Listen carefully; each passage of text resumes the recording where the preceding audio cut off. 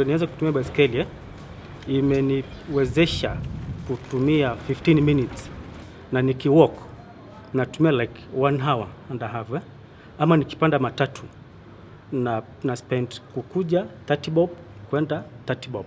Hii inakuja kitu kama 60.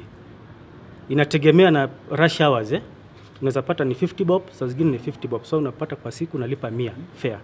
So imenisaidia hiyo pesa yenye nime save, nisanunulia watoto maziwa, nisakula lunch. Nimefurahia sana by the way.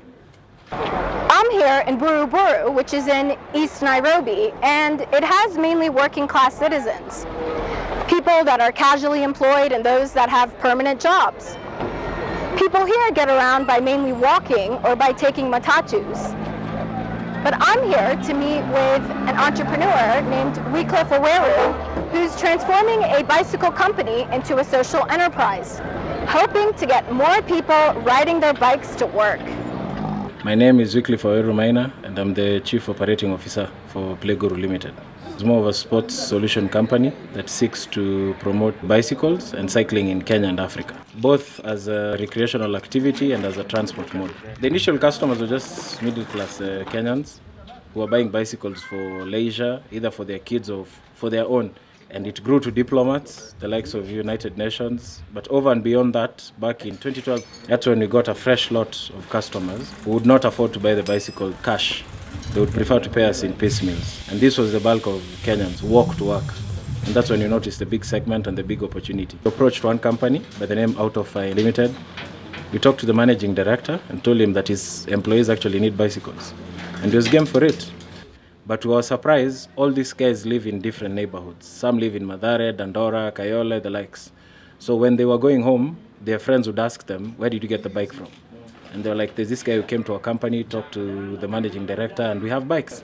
So working it backwards, they all got our contacts, took them to their respective organizations, and in 3 weeks we had orders for 6,800 bicycles that we didn't know where to get them from.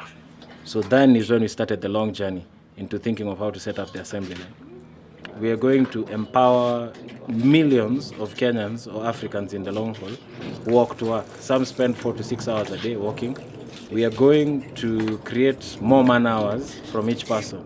An example, if he walks for 6 hours, 3 hours in the morning, 3 hours in the evening, and he gets to ride a bike for 40 minutes in the morning, 40 minutes in the evening, he'll give more hours to his family, more hours to his employer, and he'll live a healthier lifestyle. I used to work with Celtel, and I used to have so many friends.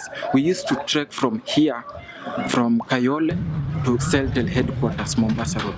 But we used to spend so many hours trekking. When I bought this bike, I started spending less. I could send money to my mom so that he can support my kid. Life became more easier to me. So to me, I think I'll just cycle until my last breath. We believe very strongly that this will assist even the less privileged people in the society, because there's always something to donate to the less fortunate people, while continuing and expanding his business empire. It is important to have the family together to support him where he needs finances, where he needs to be encouraged, because sometimes you can feel you are going down, it's not working, but with prayer and encouragement, it makes him move forward to his target. This target market is of primary importance to us. If you're walking, if you're driving to work, any morning, just look at the number of people who are walking.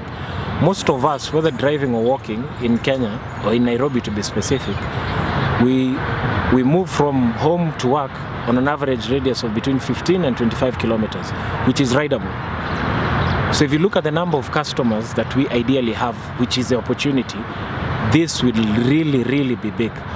Hapa Kenya watu wengi wanatembea mguu kuenda industrial area kufanya kazi. Sasa ningeomba baiskeli kama kampuni ya baiskeli za kuja hapa inatusaidia. Watu wengi wanatoka, unapata mtu anatoka distance kitu kama 5 km kama ndio industrial area kufanya kazi, lakini anatembea mguu, hana baiskeli. Sasa kitu kama hiyo kuja inaweza saidia watu wengi sana wapate baiskeli, lakini na price pia iko chini kiasi. Yeah.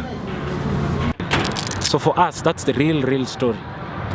the social impact of what you're doing and the cultural change. That paradigm shift will create wealth for people who never thought they would have it.